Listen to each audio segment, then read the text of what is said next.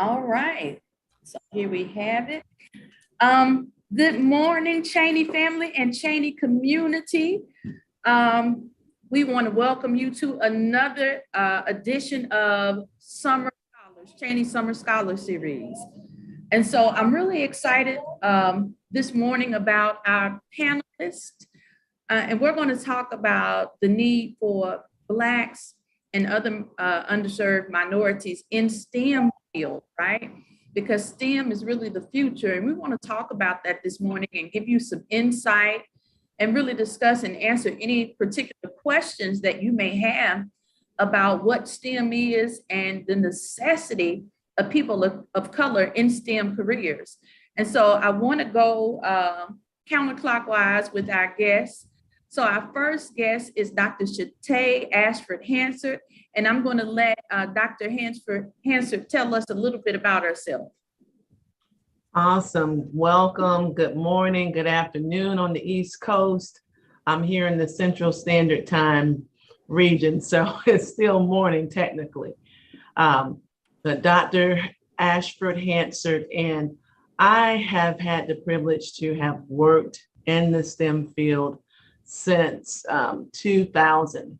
So I graduated from the University of South Florida with a computer science degree and worked in IT for about 13 years prior to making a career change. And primarily because I wanted to have a greater level of impact in terms of broadening participation of Blacks and other minorities, historically marginalized communities in STEM, in computing. And so I made a career shift. I was fortunate during my time of working in IT, I was a technical trainer. And so I was really, fortunate to understand just some of the key skill sets that are needed to survive or to really be successful in STEM and computing. And so I transitioned in 2010. That's when I graduated with my master's degree and then started a PhD program in 2012. So upon graduating with my PhD in 2016, I became a tenure track assistant professor here at Texas State University. And now fast forward to today, I'm a tenured associate professor in the Department of Organization, Workforce, and Leadership Studies.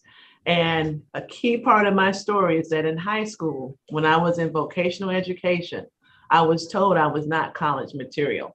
So for me to be here today, sitting here on this panel, I consider it a privilege and an honor. I'm also the department chair of our department as well. All right. Our next panelist is Dr. Hakeem Stovall, who is a Cheney alum. We welcome you, Dr. Stovall. Go ahead and tell us a little bit about yourself and your background. Well, first and foremost, thank you, Dr. Hall, for having me on today. It is an extreme pleasure and an honor to have an opportunity to represent as a counterpart of Cheney University. I started out throughout my scholastic journey, graduating from Cheney University in the year of fall of 2000. I majored in social relations and criminal justice, which is completely outside of the scope of STEM, but it has this within the sociological perspective. They're interrelated, the relationships between STEM and social science. I continued with my career journey working in as a social service specialist with Cadenzia Foundation, as well as working with other different social service agencies throughout the city. One in specifically, which is Jeff's Jewish Employment Vocational Services, upon which that their process and training actually catapulted my skill set towards me focusing on my master's degree, upon which I graduated once again from Cheney University in 2004 in adult education, with my master's in adult education.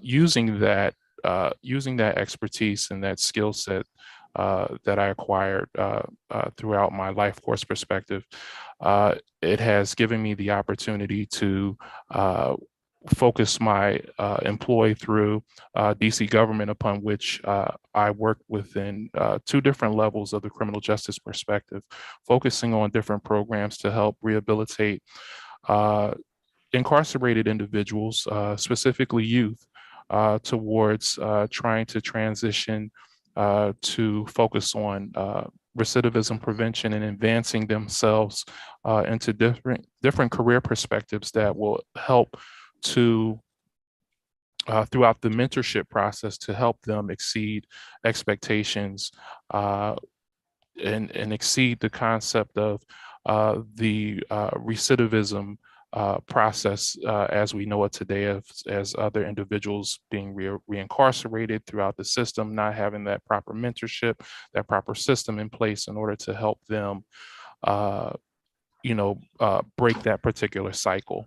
And it was through that influence that allowed me to enroll in Wilmington University's Doctor of Social Sciences program, upon which a lot of the experiences that I've learned throughout my career perspective had given me the opportunity to focus more so on research and concentrate on identifying primary needs and barriers that are related to this systemic process of recidivism, and what primary needs initially need to be identified in order to helping to prevent the process of ongoing recidivism. And by this process, working through my experience working with Jewish Employment Vocational Services, it has allowed me to use that experience in focusing on a specific program that was geared toward recidivism and recidivism prevention by using the SPSS tool in order to identify different numbers and trying to identify which specific barriers keep these young individuals from moving forward and out of this recidivism process. And upon successfully defending this year, I am the first African-American male to successfully complete the Doctor of Social Sciences program at Wilmington University. So very happy to be here, and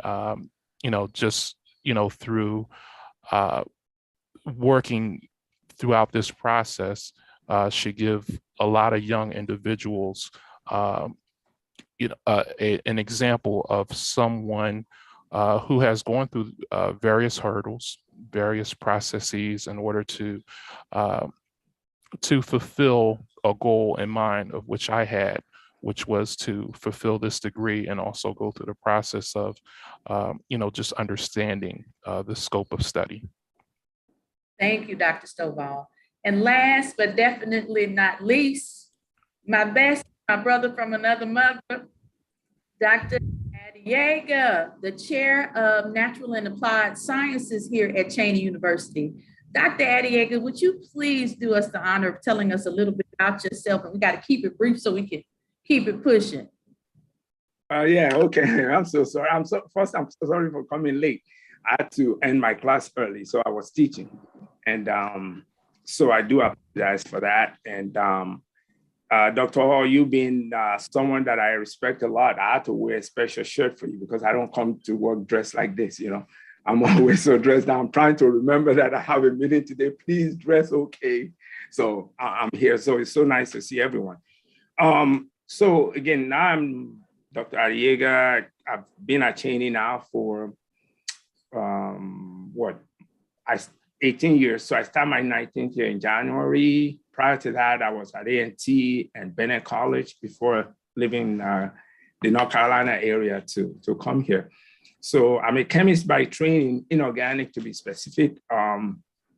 In my early career days, I was not heavily involved, but quite involved in research. It's another thing that I do that makes me happy and feel that I'm fulfilled in a way. But I have since transitioned to focusing on students and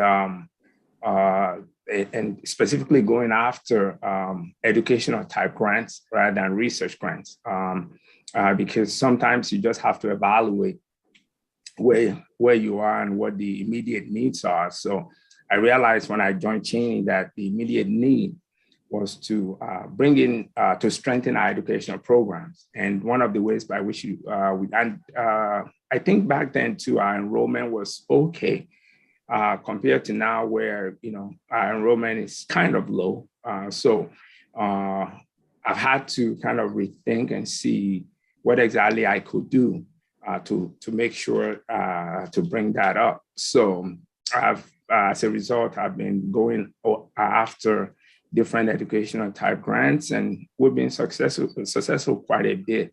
And not that the money from the building that is showing right behind you, if I'm saying the same thing, the building I'm in, I think it's part of our efforts and what the state saw that we were making progress with our science program. So the state also wanted to help us in that regard. So, but right now our enrollment is stable, and we're doing, and we continue to do better with preparing our students for challenges they're going to face, whether in graduate school or health professional programs.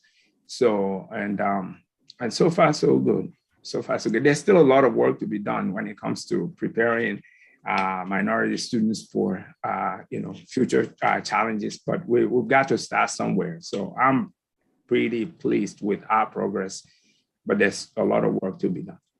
Okay, wonderful, wonderful. I'm going to pick up the pace a little bit, but I also, because I know you guys are scientific minds, which I think is absolutely wonderful.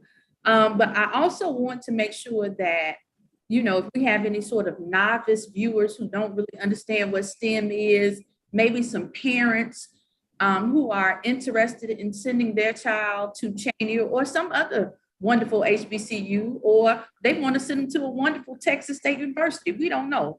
But we want them to understand fully what STEM is and why it is so important that we sort of expose Black children and other children of color to STEM careers. STEM is really just an acronym that means science, technology, engineering, and mathematics. Science, technology, engineering, and mathematics. And it became sort of a buzzword about 10 years ago, right? What a number of people were noticing was that a lot of other countries were outpacing American students in those particular areas. They, we look at places like China, we look at another Scandinavia and a number of other European districts, European school systems who are really, really outpacing American students in the areas of science, technology, engineering, and mathematics. And you may say, well, why is that important, right? Well, as what used to be the world's #1 superpower, many of the advancements in science, technology, engineering, and mathematics were coming from America, right? Are struggling in those areas, we start to see less advancements coming from what used to be the world's superpower, which puts our superpower status in jeopardy. Now, when we add to that the disparity in the number of African-American students who are going into STEM careers, it becomes African-Americans and Latino students and Afro-Latino students, it also becomes even more troubling, right? So I pulled up a couple of statistics that I want to go over with you guys, and I want to sort of ask your opinion about why these things exist, right? So already when we look at the number of students in general who come into college with the desire to major in a STEM area, right? The average is about 19 to 20% of students that come in with the desire to major in a STEM career or a STEM profession. That's already sort of low, okay? But then when we look at, and it starts off not quite as bad, because just across the board, the numbers are the same, 19 to 20% among Black students, white students, and Latino students, all coming in, 19 to 20% of them coming in with the desire to major in a STEM background. Now, where it gets a little tricky is the fact that the great majority of African-American and Latino students usually either drop out of the STEM career profession or drop out of school altogether, which leaves us with still this tremendous gap between the number of students who start and the number of students who finish. Will you say, Dr. Hall and panelists, why is this even really important? Let me give you some numbers breakdowns, because I'm a firm believer that if it don't make money, it don't make sense, right? What happens is when we look at these things, from a financial perspective, and this blew my mind to find this out, 65% of STEM majors with only a BA make more, 65% of students with a BA in STEM make more than those with a master's degrees in non-STEM fields. 45% of those who graduate with only a BA in STEM make more than those who graduate with a PhD and non-STEM backgrounds, right? So essentially, if you want to look at this from a financial perspective, Black students and Latino students are missing out on money, right?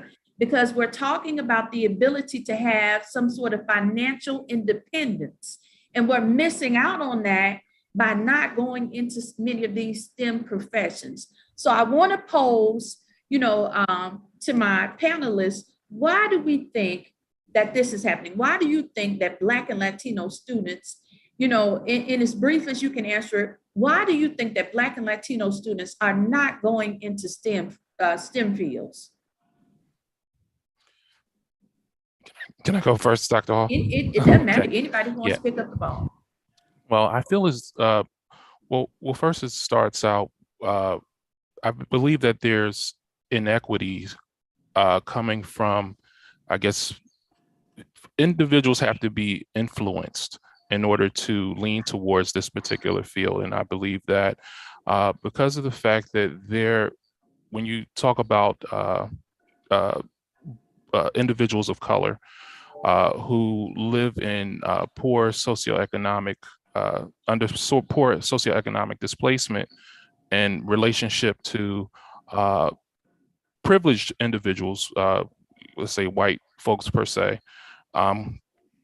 there is a major gap in terms of support and structure leaning towards STEM programs per se, or different magnet programs that emphasize on different levels of instruction and different pathways towards career development of these particular individuals.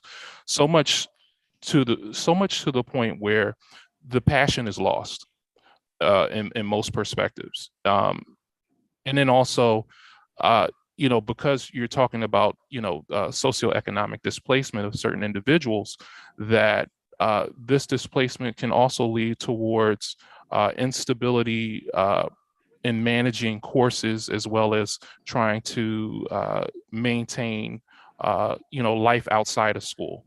And so in most cases, those particular career focus, that emphasis on the career perspective gets lost.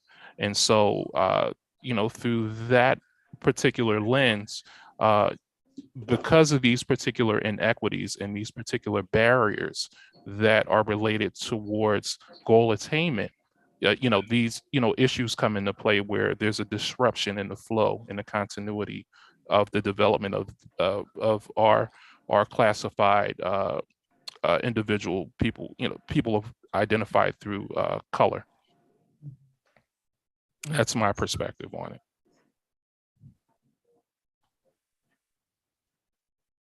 Yes, Dr. Ashford Hanson, I saw you were about to say something. Yes, I definitely agree with Dr. Stovall as well. When I look at just overall the issue of the lack of BIPOC students in STEM and why, I look at this in terms of equity. And so one of the concepts that I typically focus on is there's educational equity, but then also STEM equity. And so just going back to educational equity, we can break that down in terms of three main strands, basically. One focused on access. So our students have a lack of access to those higher rigorous classes that's going to help them gain the interest, as you mentioned, them being exposed and having access to those courses, but then also as well their participation.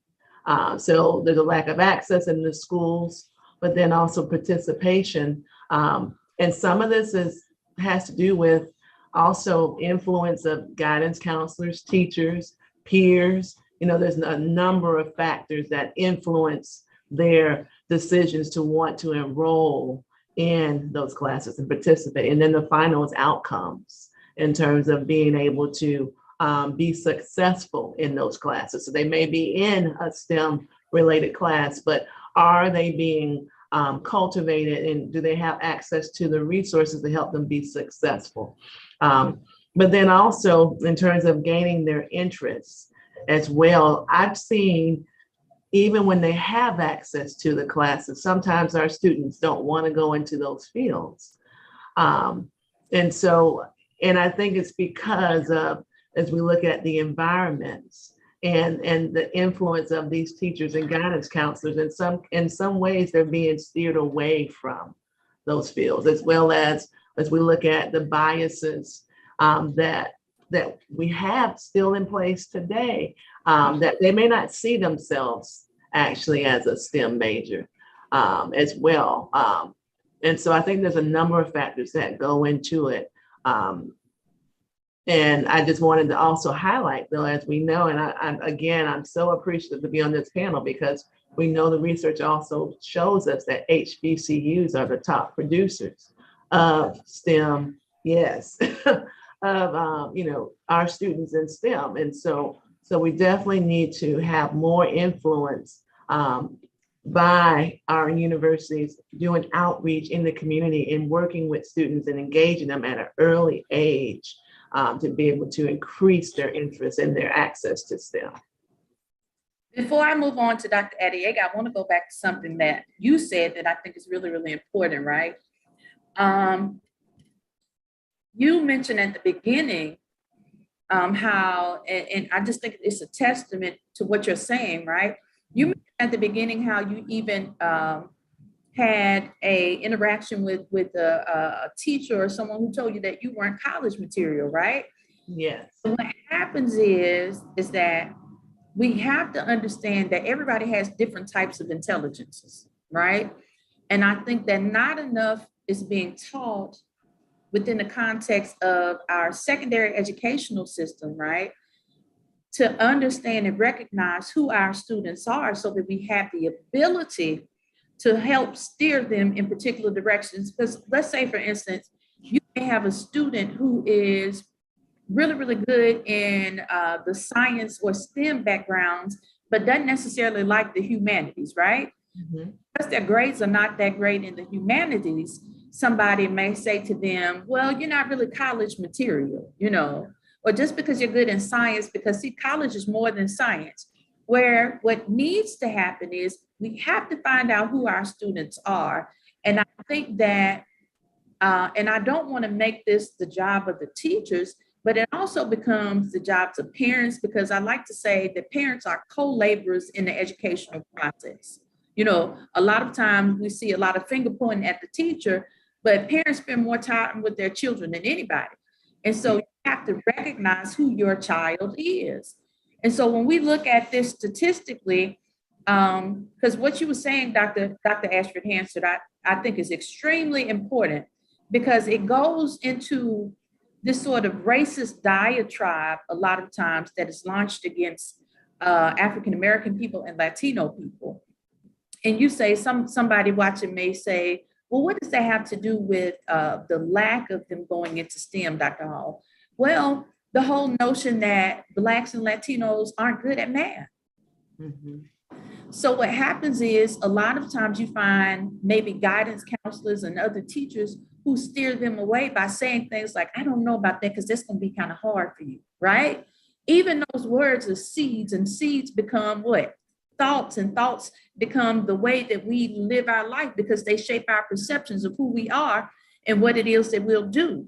And so I think, and even in this country, right? Because as late as 2015, we had a Supreme Court justice, he's now deceased, bless his soul, who said that African Americans needed to go to slower paced universities because they weren't necessarily intelligent enough for schools, right?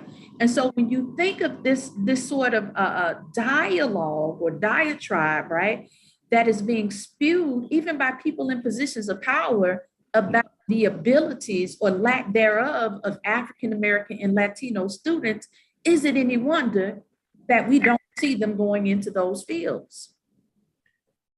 I have to say one small thing. Even in the cases where in my research, I had the opportunity to interview 5 Black women with their PhDs. Most all of them were high achieving, honor students all throughout. One in her master's program, straight A student, she wanted to matriculate to a PhD program. Her advisor, white male, told her that you are not intelligent enough to get a PhD, but you would be an excellent affirmative action candidate. So I just had to affirm what you just shared based on what I've seen in my research and talking with Black women about their experiences. And in particular, as they matriculate through, because I'm looking at the entire pipeline, right? As they matriculate from their master's degree, trying to move up to those higher levels of education, they face those racial and implicit biases as well, regardless of how well they have been doing in school. So I find that very interesting. Very much so, very much so. Thank you for that example, because you're right, it really is illustrative at that point. Dr. What were you about to say? Wow, I could talk about this particular topic from now until tomorrow, but I'm going to try to keep it short because Dr. Stovall and Dr. Ashford, they've already covered the different dilemma that faces us as Black people, and the lack of representation, or the fact that we have this minute, our numbers continue to just dwindle when you compare to the overall numbers nationwide. So again, I could come from different angle in talking about this. So we know about the inequity, we know about the lack of access from the beginning, and what our children are being introduced to in the early stage. So, and the fact that, again, as Black scientists, if we're to grow Black scientists, just keep in mind that there's a group that's starting from the 50-yard line compared to a group that's starting from the 0-yard line, and they want to go the same distance. So the minority students already have that against them. But then now we're now in a situation where we want to play catch up. But then I say this: where are your current professionals now? And hopefully you know what I mean by that, because I look at Dr. Stovall, I look at Dr. Ashford, myself. It takes a lot to commit to come back and teach at minority institution, HBCU, for even HBCU grads, especially those who went to Ivy League schools and the like. And I can give you examples about even some of my current students. There's one that graduated right from here and is teaching. Is at Villanova. He's a professor at Villanova. And, and I could tell after he went and worked for Google for a minute, then he's now a professor at Villanova. And we trained him here at Chain. Now, it's difficult for me to convince him to come back. I've been able to convince some. But the chances are, if you give me 10 of them, I'll be lucky if I can convince 2 to come, right? So we also have that challenge that, we have to battle with. We're already behind, So you would think that we will, at this point, put all our efforts in one place and say, you know what, we want to develop our own group, but then we also have our own group not fully participating for whatever reason or their reason may be. Because I can say for me, I specifically, I was determined to come and work at HBC. It was a determination. There was no doubt about it. And, whatever went into my mind to think that way back then, thank God. But I wish, again, we have more of our professionals like that can just say, you know what, I am dedicating myself to going back to HBC. So that's all I wanted to add with what Dr. Ashford and Dr. Stovall already said. I think I think what you add, Dr. A, is a really, really important point, because essentially what you're saying is representation matters, right? Absolutely. I think of it in this particular fashion, right?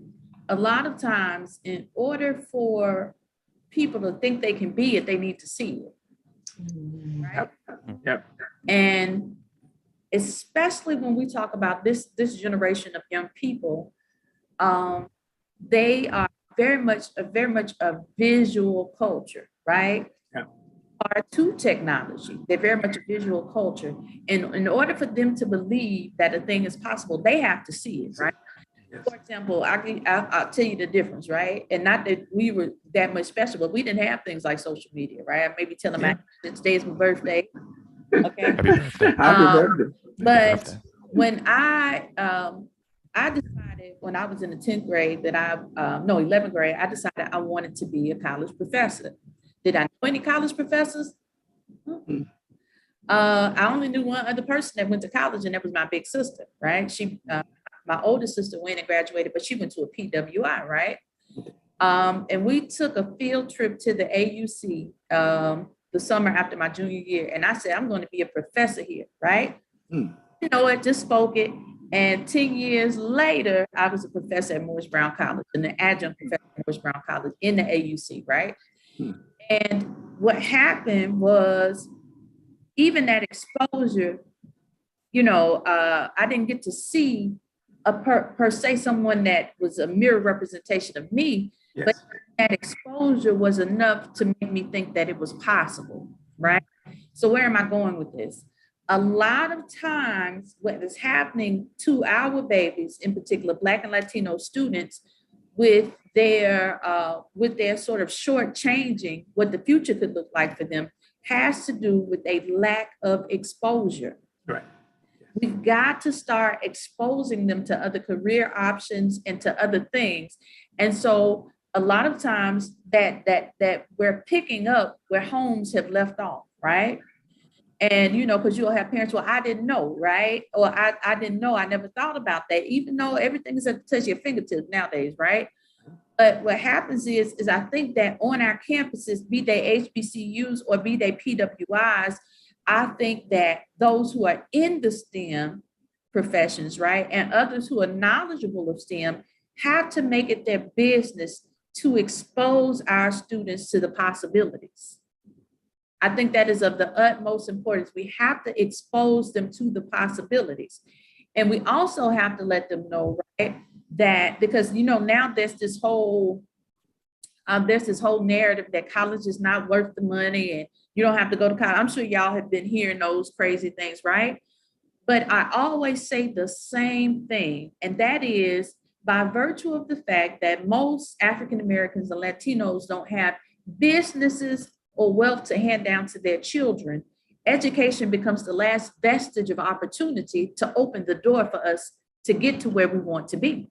Mm-hmm. So even though education is becoming expensive, more and more expensive, it is an investment like any other. Because were it not for this big student loan, many of us wouldn't have the big salary. So those things are sort of, they go hand in hand, and it's an investment. And so I think that we have to make sure that we we also work with them in explaining that there's never going to be a quick fix, even if you're an entrepreneur. Because I'm sure if Dr. Stovall, if Dr. Ashford Hanson, Dr. A were to tell you about their journey, the journey was long and hard, but it was worth it. Does anybody want to speak to that? To exposure and the journey?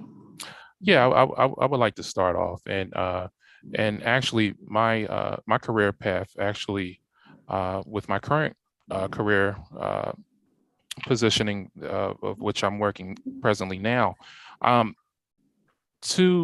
just want to add something to a point about the lack of STEM programs. Number one, first and foremost.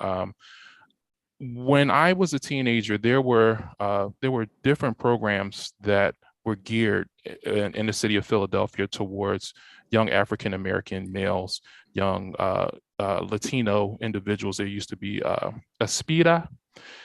There also used to be the Prime program in Philadelphia, which focused on a lot of STEM programming and tutoring programs to help mentor the process of young individuals. And most importantly, the one program that I was involved in, which was called the AFNA program, the American Foundation for Negro Affairs. Initially, at the age of 16, I was given an opportunity as an apprentice to work for, in the summer program, I was the only Black male in the program at an Ivy League school located in Philadelphia, Pennsylvania.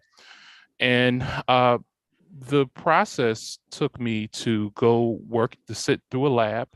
I was excited. I had a lab coat on for the first time. I walked into the laboratory, had an opportunity to meet the pulmonary care specialist, upon which I think my project was to work on running gels. And I was so excited at the opportunity because I was the only Black male in the atmosphere. And upon that experience and that encounter, the mentors actually had me sit in a corner while they continued with the work process, which is, them going, conducting their own research as scheduled without having any inclusion to the process. Upon which, towards the end of the program, there was a presentation process upon which, I felt completely oblivious to what was going on. I felt a lack of support in throughout that process. And so, not knowing, but there was a gentleman who sat in the back of that audience, who was the president for the American Foundation for Negro Affairs, had taken the opportunity to pull me and guide me, upon which I worked as an apprentice with the Philadelphia Medical Examiner's Office for about approximately 2 years of my high school career and 2 years volunteering for my when I was at Cheney University. I had the opportunity to grow, to experience different areas of forensic science, had an opportunity to know the ins and outs of the forensics process, as well as being able to examine autopsies, view different reports, things of that nature. And it was through that relationship that I began to grow with those particular doctors and interns there, that throughout my course perspective, there was an opportunity in Washington, D.C., medical examiner's office, upon which I was given an opportunity to begin my journey working through the process of investigating autopsies and toxicology reports based off of that experience that I had alone.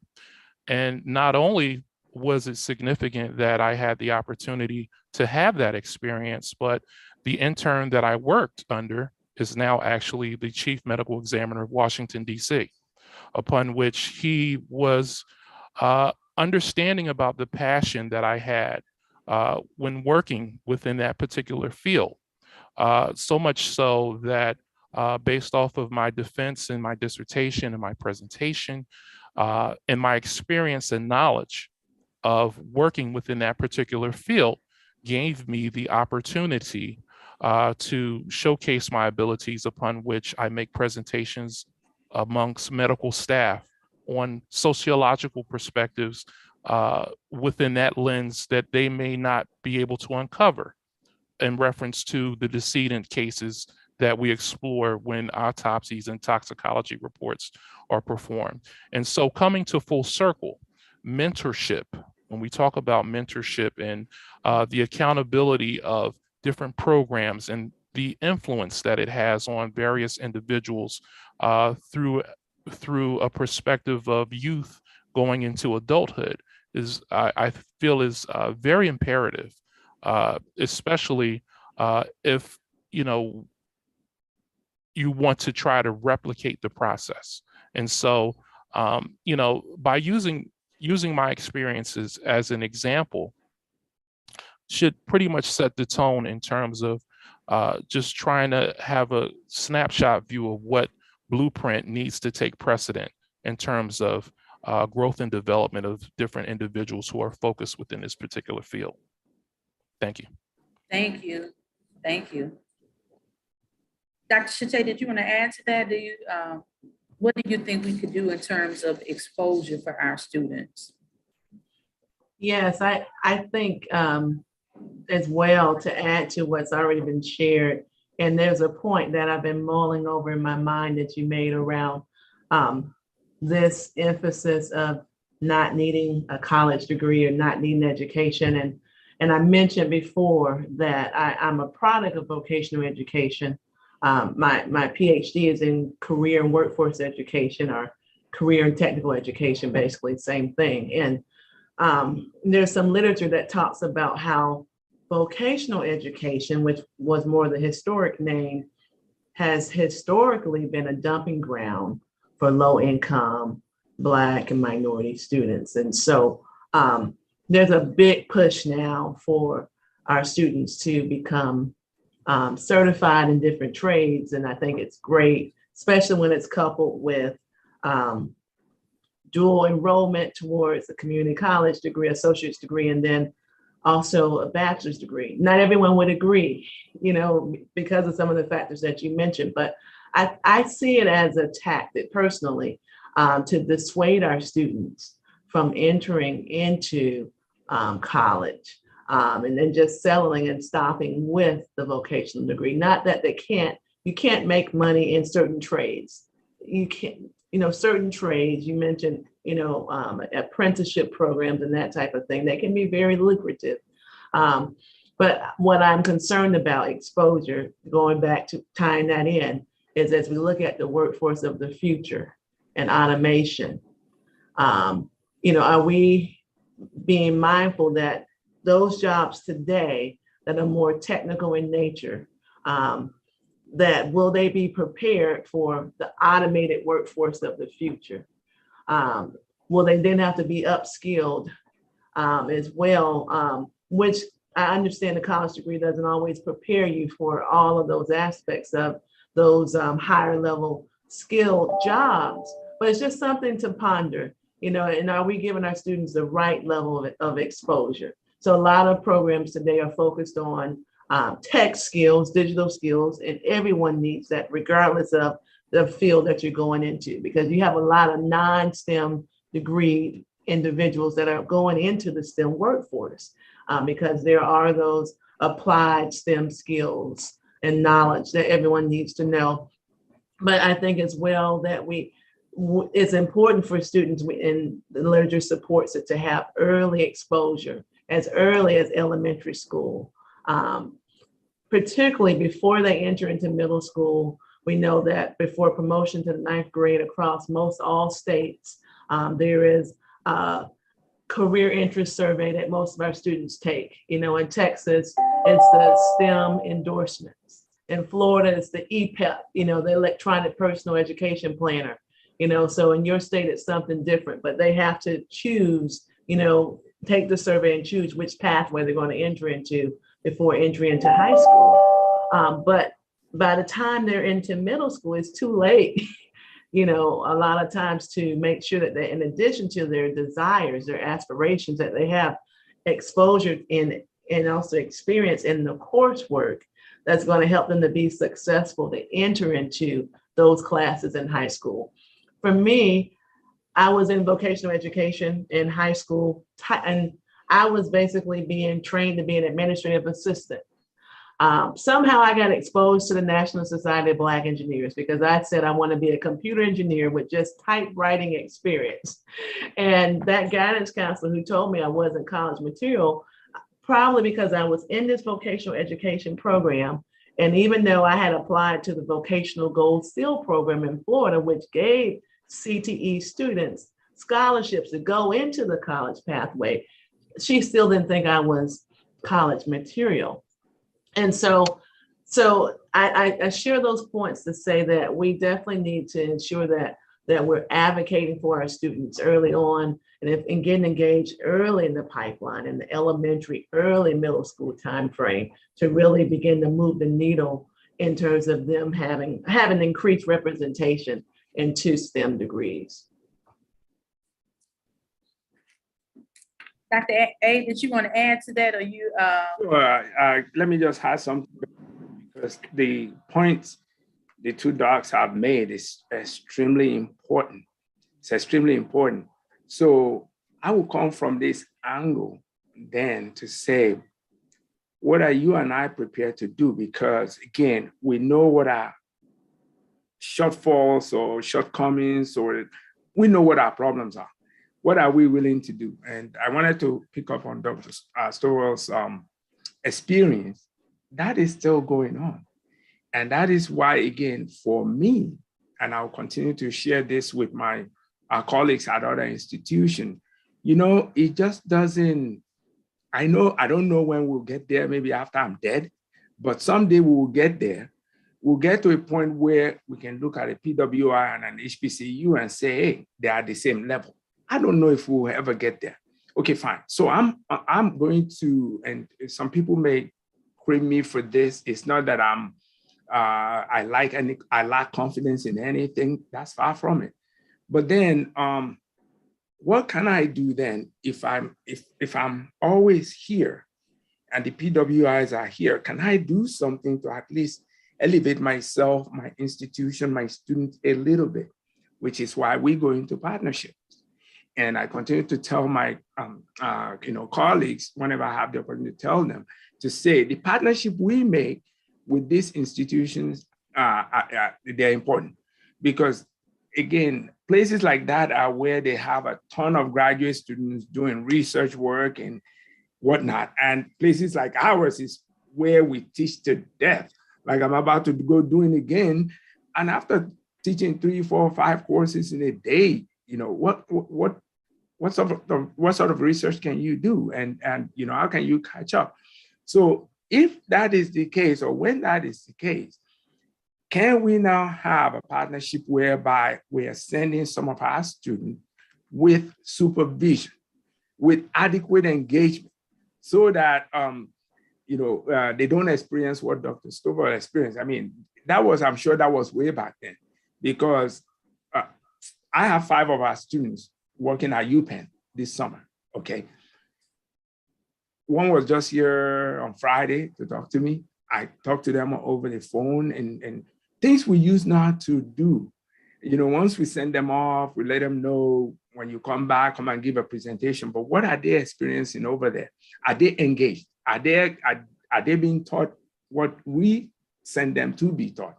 So, and that's where I think we can come in also, to kind of, and we not that we don't trust our partners that are in this collaboration with us, but at the same time, sometimes, we as professors need to give our students the confidence to say, look, don't just go there and be an observer.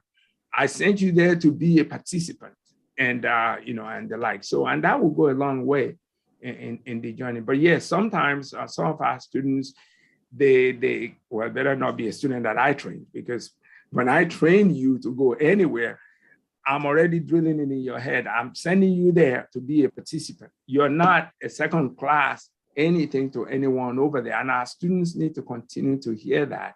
And then on our side, we have to continue to get engaged with the PI on the other side to say, okay, how is my student doing?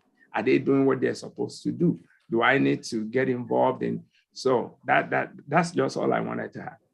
I thank you for that, Dr. I think too, like you said, I think that us being solution oriented, because we've mentioned a number of solutions while we've been talking. Dr. Stovall mentioned the importance of mentorship. Yes. Dr. Ashford Hanson, she elaborated on the importance of mentorship, but she also, and I'm sure she's aware that she also touched on the importance of inclusion, right? So what has to happen in a lot of these programs and departments is that we really have to get some inclusive, some diversity, equity, inclusion training for people in these STEM fields, right? Because one of the things that I found during my research for this particular discussion was a number of Black STEM professionals get discouraged because of the number of racist microaggressions that they experience in the STEM field, right? And one might say, well, if you're making all this money, that shouldn't bother you. But your workplace has to, for people to thrive, right?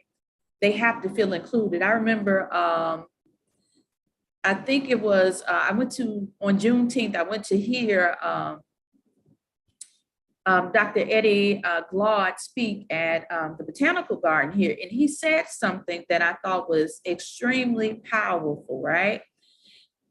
In his discussion, Dr. Glaude talked about how it is that most Black folks in their workplaces are not their real selves, right? He talked about how even he at an Ivy League institution is only a shadow and part of who he really is outside of the schoolhouse.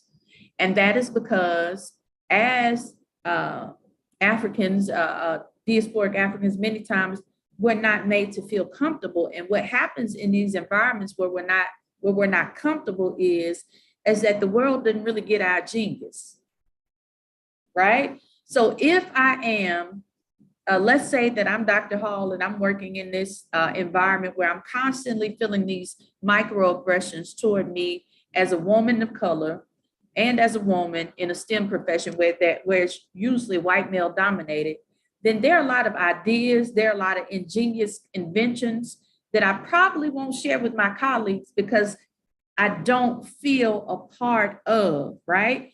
And so that's happening also with our students who are going to many of these institutions where they're going in with this desire to be part of STEM focus, but because of the microaggressions that they're meeting, their response is, I don't think that I can do this.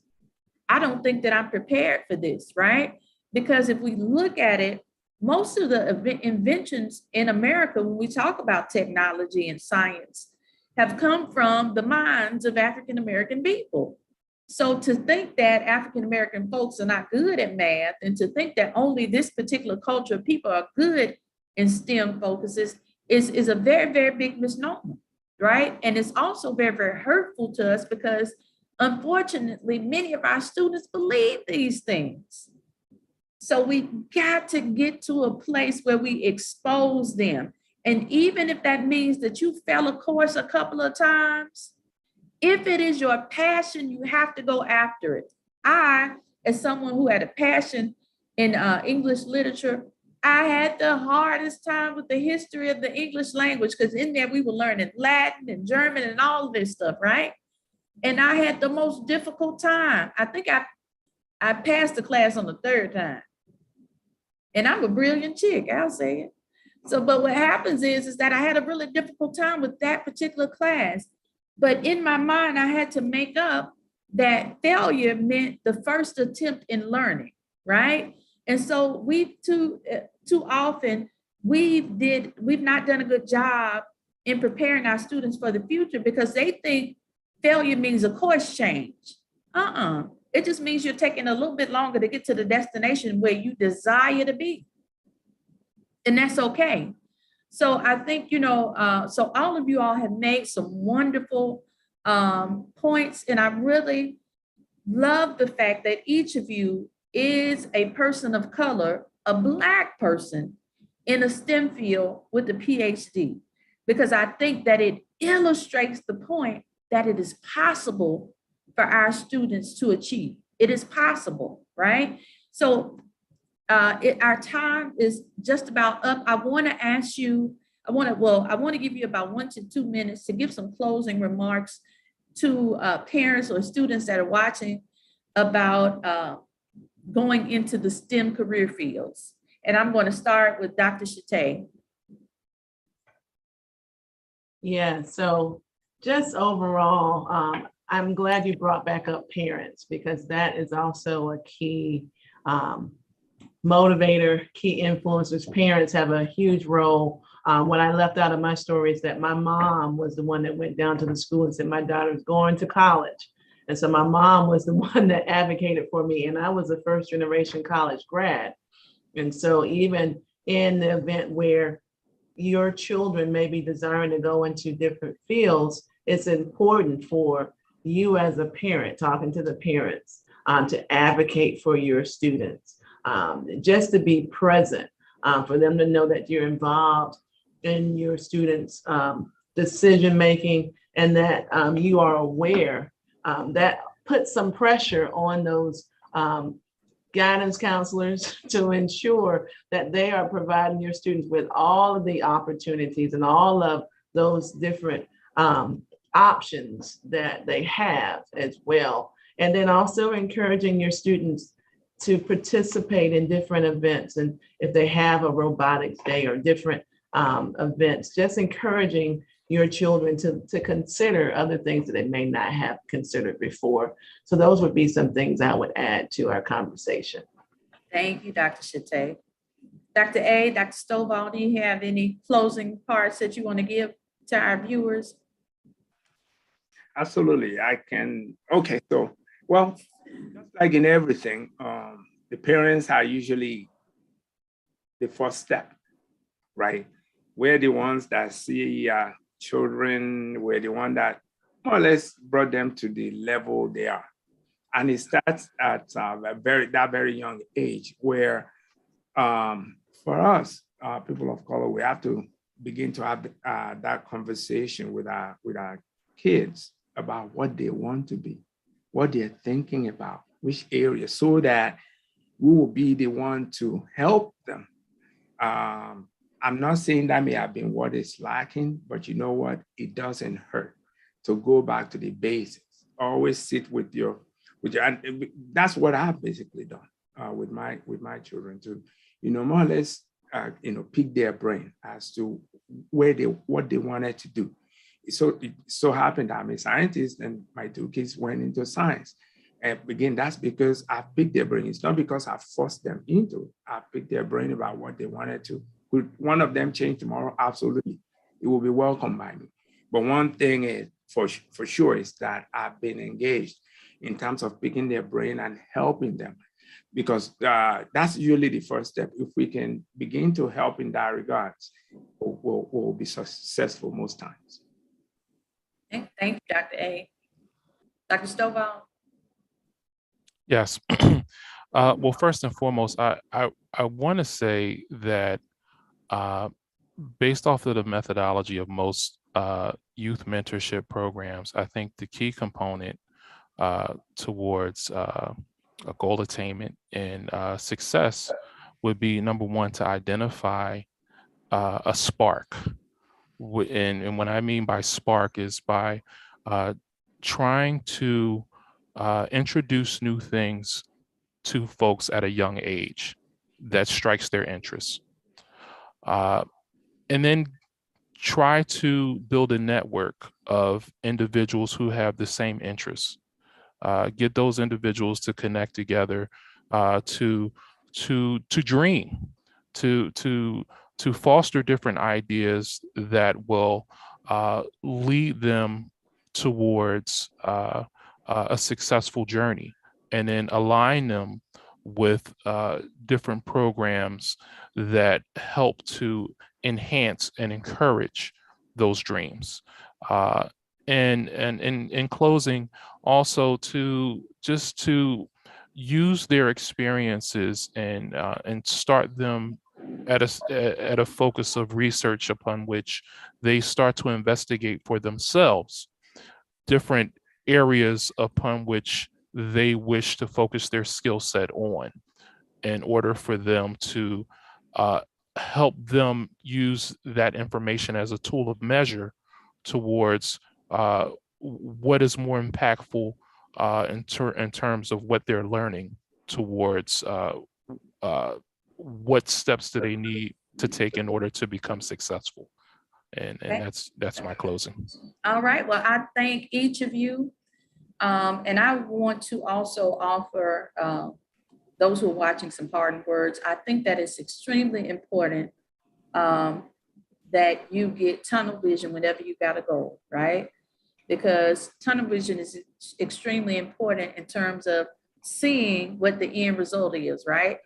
Even when you talk about one of the 7 effective habits of highly effective people is to begin with the end in mind, right? Mm-hmm. Always want to begin with the end in mind.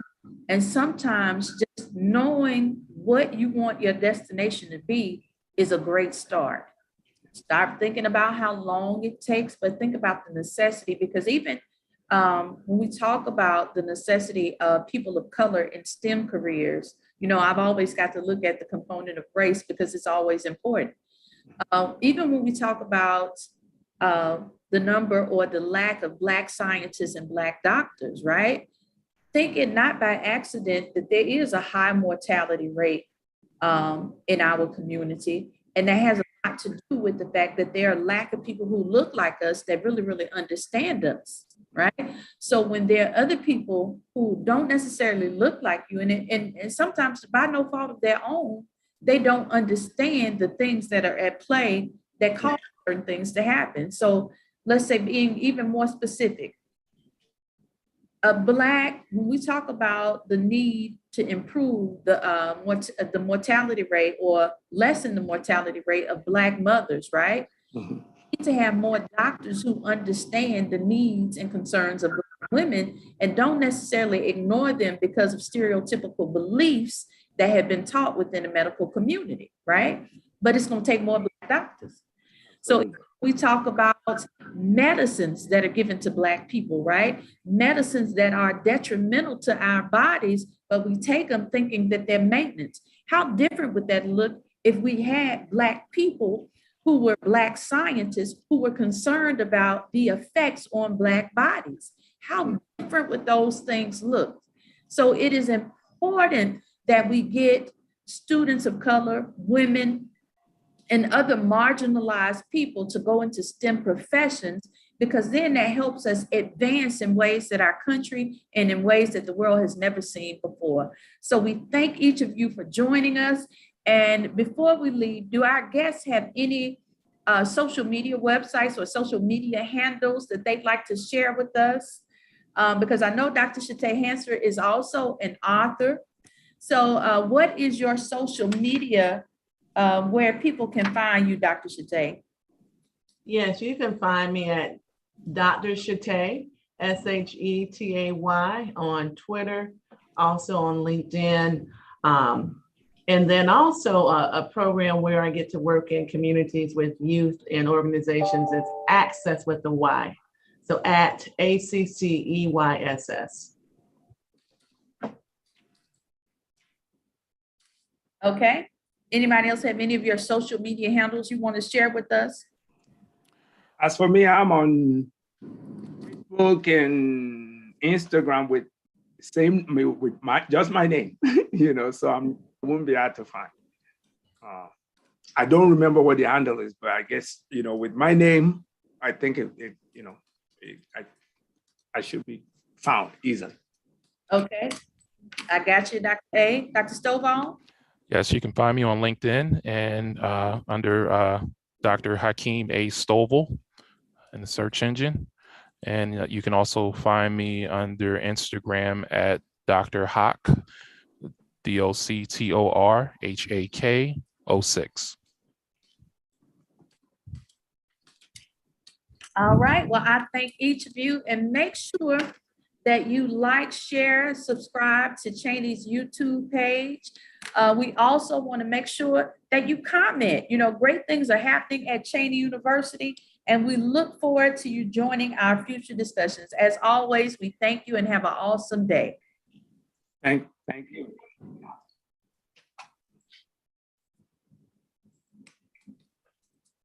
Well, everybody, guys, again, I thank you so much. A wonderful job.